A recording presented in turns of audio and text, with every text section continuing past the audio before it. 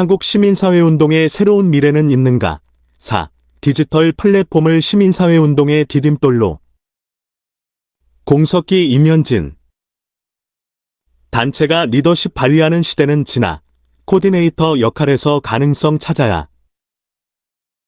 알고리즘 지배에 대한 대응은 시대적 과제. 아래로부터 감시 사회 전략 필요. 2020년 8월 16일 알고리즘 시스템에 기반을 둬 시험 결과를 산출하기로 한 영국 정부를 규탄하기 위해 학생들이 런던에서 시위하고 있다. 사진 로이터 연합. 2023년 현재 한국 시민사회운동의 현주소를 알리는 키워드는 연명이다. 이 정도로 시민사회운동의 지속가능성은 심각한 위기를 마주하고 있다. 그동안 정부나 기업의 요구에 부응하고자 충분한 자기 기반이 마련되지 않은 상태에서 급속히 진행한 수탁 사업 결과로 불어난 몸집을 줄여야 하는 상황이다. 이로부터 기획된 정책 사업에 집중한 나머지 시민사회운동이 끈질기게 집중해야 할 시민성을 갖춘 시민이 성장할 수 있는 생태계를 구축하는 사업에는 소홀했다. 수많은 정부 수탁 사업이 냉정한 평가나 성찰 없이 진행됐음을 솔직히 인정하고 이제는 협치라는 환상에서 과감하게 벗어나야 한다. 물론 다수의 시민사회운동 단체가 자신의 전문성을 가지고 수평적 파트너십 하에 참여해온 정책 사업을 포기하라는 것은 아니다. 능동적 사업 수행자로서 자신의 목소리를 낼 수 있는 협치의 메커니즘을 구축하는 것이 중요하다는 사실을 강조하는 것이다. 디지털 플랫폼은 위협인 동시에 기회의 공간. 구글, 아마존, 애머잔, 페이스북, 애플, 마이크로소프트 등 글로벌 빅테크 기업이 개발한 알고리즘은 우리 삶의 모든 영역을 데이터화해 분석하고 예측한다. 심지어 디지털 혁명과 인터넷의 급속한 발전으로 우리의 모든 일상이 데이터로 전환돼 보이지 않게 관리 혹은 감시받는 데이터 사회 데이터 피드 서사이어티가 도래했다. 시민사회운동은 이를 비판적으로 독해하고 대응해야 하는 과제를 마주하고 있다. 이 도전에 어떻게 대응하는가가 현재 위기를 마주하고 있는 시민사회운동이 돌아선 시민의 마음을 움직일 수 있는 길이며 본연의 정체성을 회복하고 견지할 수 있는 디딤돌이 될 수 있다. 이런 맥락에서 한국 시민사회운동은 초국적으로 연결된 데이터 사회라는 새로운 환경에 적극적으로 나서야 한다. 풀뿌리 지역에서부터 다양한 영역 간의 수평적이고 열린 소통과 수계를 통해 새로운 협력의 틀을 마련해야 한다. 과거와 같이 중앙의 몇몇 거대 시민사회운동 단체가 리더십을 발휘하는 시대는 지났다. 더는 이들이 시민사회를 대표할 수 없을 정도로 한국 사회는 다양화되고 그 삶의 영역이 상호 긴밀하게 연결됐다. 그동안 정치기회 구조의 급격한 변화는 시민사회운동이 자신의 정체성과 지속가능성이 심각하게 흔들릴 정도로 큰 영향을 받아온 것이 사실이다. 이제는 광의의 시민사회를 전제로 한 새로운 시민사회운동을 지향해야 한다. 지역, 영역, 세대, 진영의 경계를 넘어 공공선을 위해 열의를 갖고 참여를 희망하는 누구에게나 열린 연대의 장이 필요하다. 이를 가로막는 전통적인 연줄과 텃세가 시민사회운동 내에도 존재하고 있음을 우리는 목격했다. 결국 시민사회운동의 패러다임 전환은 사람에서 그 해답을 찾아야 한다. 내 과거와 같이 새로운 세대가 시민사회운동 영역으로 들어오지 않는가? 아직도 서로 경계 짓고 편을 나누면서 시민사회 운동의 폭을 넓히고자 다양한 사람들과 만나고 소통하기를 원한다면 그것은 자기 모순이다. 이런 갈라치기와 편 가르기를 강화하는 곳이 온라인 공간이다. 이러한 위협의 공간을 기회의 공간으로 전환하는 것이 시대적 과제다. 다양한 층위의 시민들이 자발적으로 만나고 소통하면서 자기도 모르게 가진 벽을 허물고 서로 존중하며 스스로 협력 과제를 발굴하고 실천하면서 성과를 이뤄낼 수 있는 실천의 과정이 중요하다. 그런데 지금은 공공선의 문제를 해결하는 데 시민성을 갖춘 시민은 사라지고 개인의 문제로만 접근하고 있음을 주목해야 한다. 환경보호를 위한 줍깅 프로젝트에 개인적으로 참여했지만 어느 정도 기간이 지나면 참여 열애가 사그라진다. 이것은 시민의 존재는 약해지고 개인만 남는 시대의 한 단면이다. 시민사회운동 단체의 활동가가 역량이 강화되면 그들이 시민을 선도할 것이라고 기대하는 것은 개인의 시대로 변하고 있는 작금의 상황을 제대로 이해하지 못한 결과다. 개인의 시대를 시민의 시대로 확장하는 역할을 스스로가 찾도록 해야 한다. 시민사회운동 단체의 몇몇 프로그램을 통해 온 오프라인의 사적 공간으로 숨어버린 개인을 교육과 설득으로 다시 공공영역으로 끌어내기는 어렵다. 개인 스스로 자신은 이미 지식이 있고 정보도 있고 언제든지 공익활동을 조직하거나 참여의 공공선에 이바지할 수 있다고 생각하기 때문이다. 이것을 가능하게 하는 것이 바로 디지털 혁명이다. 시민사회운동은 이들이 자발적으로 그리고 지속해서 참여할 수 있는 공간을 만들어내고 그들이 맘껏 소통하고 협력할 수 있는 코디네이터 역할에서 그 가능성을 찾아야 한다. 코디네이터의 역할을 어디에서 찾을 수 있을까? 디지털 플랫폼이 디딤돌이 될 수 있다. 시민사회운동은 디지털 플랫폼의 명암을 제대로 읽어내고 그것을 시민과 함께 나누고 그것을 기회로 활용할 수 있는 지혜를 모아야 한다. 디지털 정보와 인터넷을 활용하면서 스스로 똑똑하다고 착각하고 있기 때문이다. 우리는 알고리즘 시대에 살고 있다. 그 알고리즘을 지배하는 자는 빅테크다. 그 빅테크의 위험성을 시민사회운동이 함께 철저히 독해하고 도전하고 저항해야 할 때다. 플랫폼 경제와 특수고용직 문제 해결의 역할 필요. 2020년 퓨리서치에 따르면 일반 시민 중 30%가 정치, 사회적 이슈를 옹호하고 지지하기 위해 소셜미디어를 활용한다고 응답했다. 이 중 36%는 자신의 옹호 및 지지를 표현하기 위해 사진을 공유, 35%는 자신의 지역에서 이루어진 집합행동과 연대하는 단체에 대한 정보를 검색, 32%는 지인들에게 정치 사회적 이슈에 대한 저항 행동에 참여할 것을 권유, 18%는 해시태그를 활용한다고 답했다. 사진 공석기. 우리 삶의 모든 영역이 데이터로 구성돼 행위, 취향 그리고 가치에 이르기까지 모든 것을 데이터로 구성해 설명하고 분석하고 예측하는 머신러닝이 보편화했다. 우리 삶의 모든 것이 보이지 않는 알고리즘에 의해 자동으로 자료로 축적되고 그것이 상품화를 위해 가공돼 기업이나 정보에 전달될 때 현재 우리가 마주하고 있는 불공정, 불평등, 불의 차별 등의 관계가 더욱 악화할 수 있다. 시민사회운동은 이런 알고리즘 사회의 위험성을 제대로 이해하고 데이터 축적, 가공, 활용 등의 민주적이고 공공적인 활용, 프라이버시 보건, 탈상품화 정책 결정에 적극적으로 나서야 한다. 특히나 디지털 플랫폼에 종사하는 플랫폼 노동자들이 심각할 정도로 겪고 있는 차별과 착취가 보이지 않게 진행되고 있음은 전 지구적 현상이다. 한국 사회의 경우 알고리즘 사회의 도래에 따른 플랫폼 경제와 특수고용직, 노동과 관련한 정책 대응 과정에서 시민사회운동에서 비판과 대안 제시가 무엇보다 중요하다. 데이터를 만들어내고 제공하는 사람은 소비자이지만 이것을 독점하고 관리하고 통제하는 주체는 빅테크라는 역설이 존재하기 때문이다. 풀뿌리 환경운동단체나 지역 주민들이 지역 토건 산업에 대해 적극적으로 반대한 운동을 상기할 필요가 있다. 결국 지역의 생태계를 파괴하고 얻은 개발이익을 독점하는 곳은 토건 개발 사업자다. 지역 주민들은 개발이익을 누리지도 못하고 심지어 소중한 지역 생태계와 아름다운 환경을 영원히 잃게 된 것이다.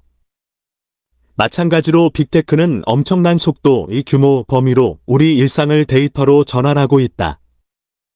데이터를 상품화하고 이것을 기업들의 판매의 수익을 올리지만 그것을 공유하기보다 독점의 세계 최대의 기업으로 성장하게 된 것이다. 시민사회운동의 전략과 전술 도구로 삼아야. 미국 거대 정보통신 기업들은 빅테크에 유리한 정책을 만들고자 적극적으로 정부나 정치인을 대상으로 로비하고 있다. 2022년 한 해 동안 아마존 $1,900만, 페이스북 $2,000만, 구글 1200만 달러, 애플 650만 달러를 로비 자금으로 지출했다. 사진 공석기. 빅테크를 대표하는 거팜트는 5개 미국 기업 구글, 아마존, 애머잔, 페이스북, 애플, 마이크로소프트, 그리고 2개의 중국 기업 알리바바, 텐센트를 가리킨다. 빅테크의 사용자 수를 보면 페이스북 29억 명, 유튜브 23억 명, 인스타그램 12억 명, 틱톡 7,320만 명, 텔레그램 7천만 명이다. 미국 거대 정보통신 기업들은 빅테크에 유리한 정책을 만들고자 적극적으로 정부나 정치인을 대상으로 로비하고 있다. 2022년 한 해 동안 아마존의 경우 1,900만 달러, 페이스북은 2,000만 달러, 구글은 1,200만 달러, 그리고 애플은 650만 달러를 로비 자금으로 지출한 바 있다. 구글이 꿈꾸는 사회는 시민성을 갖춘 디지털 시민이라기보다는 기업이 주도하는 알고리즘에 저항하지 않으며 그저 공짜로 이용할 수 있는 디지털 정보에 만족하고 심지어 그들의 기술 진보에 감사하면서 스스로 자유로운 착한 정보 소비자로 머물기를 기대한다. 디지털 플랫폼 기업은 우리가 방문하는 모든 웹사이트 정보와 그곳에서의 활동을 상품성 있는 자료로 가공한다. 우리는 구글 서치를 통해 필요한 정보를 편리하게 혹은 무료로 활용하지만 동시에 구글도 우리의 모든 활동을 모니터하고 이를 자료화한다. 특히 정부는 빅테크와 함께 스마트 도시, 스마트 보안 등 사업을 통해 개인의 삶의 복지와 안전을 높인다고 주장하지만 사실 시민 모두를 보이지 않게 감시하고 있다. 우리는 빅테크가 관장하는 파놉티콘, 1791년 영국의 철학자 제러미 벤담이 죄수를 효과적으로 감시할 목적으로 고안한 원형 감옥 안에 갇혀 살고 있을지 모른다. 특히 중국은 감시사회의 최첨단을 걷고 있다. 디지털 플랫폼은 주요 사회적 현안에 대한 옹호와 지지를 동원하기 위해 적극적으로 사용되고 있다. 2020년 퓨리서치에 따르면 일반 시민 중 30%가 정치, 사회적 이슈를 옹호하고 지지하기 위해 소셜미디어를 활용한다고 응답했다. 이 중 36%는 자신의 옹호 및 지지를 표현하기 위해 사진을 공유하며 그리고 35%는 자신의 지역에서 이루어진 집합행동과 연대하는 단체에 대한 정보를 검색해 본다고 한다. 소셜미디어 사용자 중 32%는 지인들에게 정치, 사회적 이슈에 대한 저항 행동에 참여할 것을 권하기도 하며 그리고 18%는 해시태그를 활용한다고 답했다. 이처럼 디지털 플랫폼은 시민사회운동의 중요한 전략과 전술의 도구이며 공간이 되고 있다. 그러나 시민사회운동은 디지털 플랫폼의 전략, 전술적 동원을 넘어서 더욱더 본질적인 문제를 다뤄야 한다. 디지털 플랫폼은 진정 민주적으로 정의롭게, 더 나아가 책임 있게 운영되고 있는가? 우리의 삶이 디지털 플랫폼으로 흡수되고 있는 현실에서 보이지 않는 알고리즘에 의해 시민의 일상이 관리되고 심지어 통제되고 있음을 비판적으로 독해해야 한다. 빅데이터의 시대다. 주체로서 역할을 담당해야 할 시민의 목소리는 들리지 않고 각종 통계와 데이터가 공공서비스 정책 수립의 근거가 되고 있다. 시민들의 소통과 수기를 통한 정책 결정이 아니라 보이지 않는 알고리즘이 만들어 낸 빅데이터 처리 결과에 의존하고 있다. 데이터 처리 기술의 발전, 사물 인터넷의 대중화, 인공지능, AI로 자동화된 환경으로 우리의 디지털 의존증이 더욱 심각해지고 있다. 시민의 연대 활동 통해 비판적 독해 대응 절실. 친환경을 지향하는 기업 파타고니아 직원들이 칠레 파타고니아 지역의 댐 건설에 반대하는 시위를 벌이고 있다. 사진 나이팅하우스. 구글, 페이스북, 아마존, 네이버, 다음 등 디지털 플랫폼 빅테크의 주된 수입원은 이제 대기업뿐만 아니라 일반 기업으로 확장돼 있다. 그들은 수많은 데이터를 통해 인터넷 사용자의 소비 성향, 가치관, 심지어 정치적 태도와 공익활동 참여까지 모니터하고 있다. 알고리즘이 나의 보스인 시대를 살게 된 것이다. 이를 위한 비판적 독해와 대응은 개인이 아닌 시민의 연대활동에서 찾아야 한다. 만약 한국 시민사회가 쇠락하고 있는 시민사회운동을 이 알고리즘 지배 이슈에 집중할 때 흩어졌던 개인은 다시 연대와 협동의 필요성을 주목하며 시민으로 다시금 깨어나는 계기가 될 것이다. 구글, 페이스북, 아마존, 유튜브 등의 웹서비스는 사용자의 검색 히스토리와 쿠키, 쿠키즈, 데이터를 바탕으로 개별화된 결과를 제공한다. 개별 소비행위나 검색 히스토리를 근거로 광고나 동영상 콘텐츠가 팝업하는 것을 더는 신기해하지 않을 정도로 우리는 알고리즘의 개입에 익숙해져 있다. 이윤 추구를 목표로 삼는 기업의 이러한 데이터 축적 및 활용은 새로운 도전과 블루오션이 됐다. 그러나 이들의 자료 수집 및 축적이 공정하고도 객관적으로 진행될 것이라고 기대하는 것은 순진한 태도다. 디지털 플랫폼 기업마다 자신이 우선시하는 기준에 따라 선정, 분류, 연계, 필터를 진행한다. 이는 편향되고 선별적일 수밖에 없는 알고리즘이 존재한다는 것을 의미한다. 모든 것을 구글화로 표현할 정도로 우리는 구글 안에 수동적으로 위치한다. 이것은 상품 광고에만 머물지 않는다. 검색을 넘어 스마트페이, 음성인식, 안면인식, 생체인식, 웨어러블 장치, 바이오 트래킹, 사물 인터넷 등으로 확장해 우리 삶의 모든 부분이 데이터로 축적, 가공된다. 개인은 자유롭게 활용한다고 생각하지만 이것을 데이터로 축적해 그들을 보이지 않게 관리 및 통제하는 알고리즘의 지배를 수용하게 된다. 개인의 시대로 전환되고 있는 작금의 상황에서 시민 스스로 알고리즘 지배를 거부하는 것은 한계가 있다. 이런 문제를 함께 이해하고 공동으로 대처하면서 어떻게 극복할 수 있는지를 궁리하고 대책을 마련하는 것이 시대적 과제로 부상했다. 시민사회운동이 적극적으로 나서야 할 때다. 이른바 디지털 플랫폼을 아래로부터 감시하는 사회 사우스베일런스 서사이어티가 되도록 시도해야 한다. 흩어진 개인은 아래로부터 감시하는 활동에 참여함으로써 시민으로 다시 올라설 수 있는 디딤돌, 즉 디지털 플랫폼을 재발견할 수 있을 것이다. 냉소적 개인주의 옷을 입은 젊은 세대는 공정을 시대정신으로 받아들이고 있다. 그들은 승자독식의 경쟁 시대에서 시험이라는 공정의 관문을 통과해 안정적인 일자리를 찾고 자신만의 소확행, 소소하지만 확실한 행복을 누리는 것을 꿈꾼다. 그들에게 공공선 유정의 협동 연대는 부차적이고 먼 얘기다. 사회적인 이슈를 주목하게 되는 것은 그것이 자신의 결코 작지 않은 꿈에 직접적인 영향을 미칠 수 있다고 판단될 때다. 파타고니아에 타협하지 않는 철학 눈여겨봐야.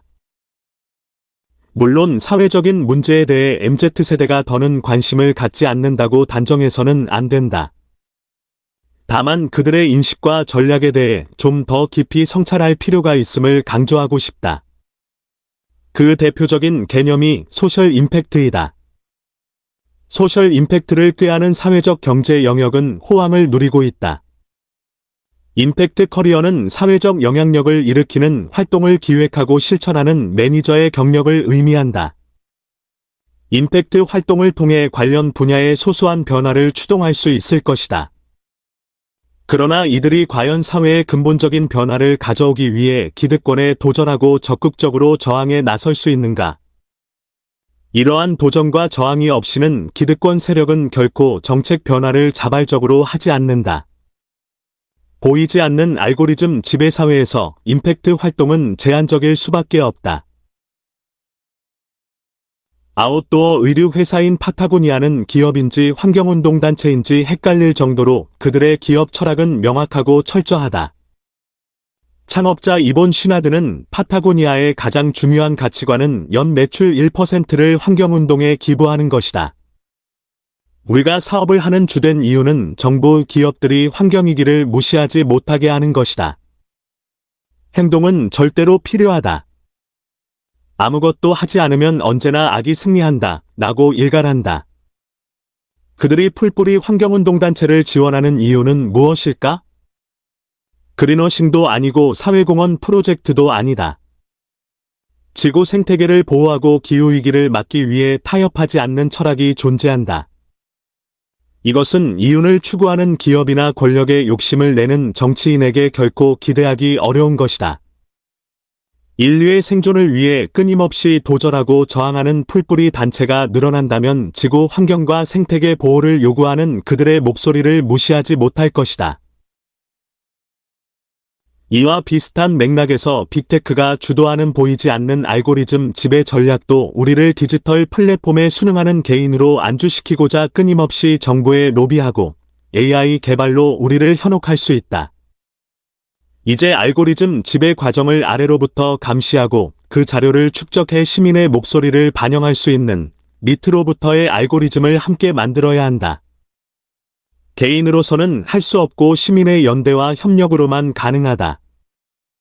디지털 플랫폼 영역으로 수렴하는 모든 활동에 대해 영역, 지역, 세대, 진영의 논리를 뛰어넘어 시민 모두가 아래로부터의 힘을 갖기 위해 공감하고 연대하는 시민사회운동이 절실하다. 이것이 쇠락하고 있는 한국 시민사회운동이 새롭게 힘을 모아낼 수 있는 디딤돌이 될 수 있을 것이다.